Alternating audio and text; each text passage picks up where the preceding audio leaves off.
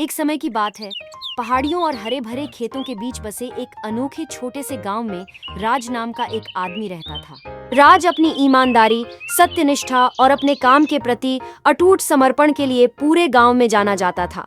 वह एक साधारण किसान था, जिसके पास जमीन का एक छोटा सा टुकड़ा था, जो उसे अपने पूर्वजों से विरासत में मिला था। राज का जीवन फिजूल खर्ची से कोसों दूर था, लेकिन उसके पास जो कुछ था उससे वह संतुष्ट था।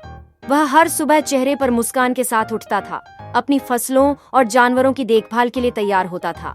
उनकी लगन और मेहनत रंग लाई और उनका खेत साल दर साल फलता फूलता रहा। एक गर्मी में गांव में भयंकर सूखा पड़ा। चिलचिलाती धूप और वर्षा की कमी ने कभी उपजाऊ रहे खेतों को सूखी, फटी हुई भूमि में बदल दिया।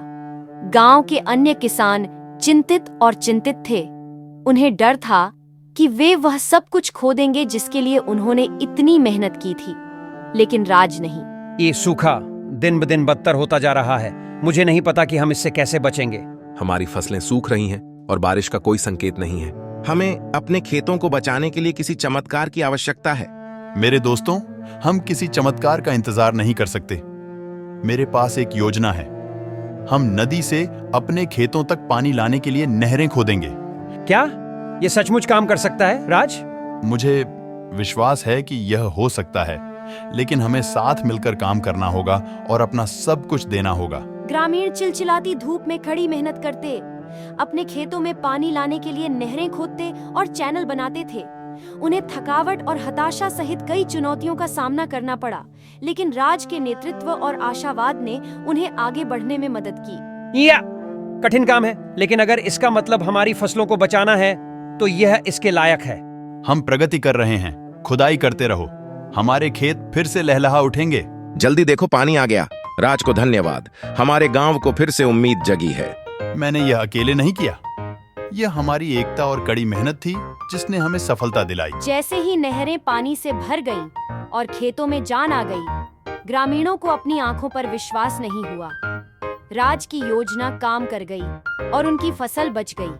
गांव कृतज्ञता से भर गया और राज अपने साथी ग्रामीणों की नजर में एक नायक बन गया। कहानी का सार यह है कि विपरीत परिस्थितियों में शिकायत करने से कुछ हासिल नहीं होता। इसके बजाय सक्रिय कार्रवाई करना, दृढ़ संकल्पित रहना और साथ मिलकर काम करने से सबसे कठिन चुनौतियों पर भी काबू पाया जा सकता है।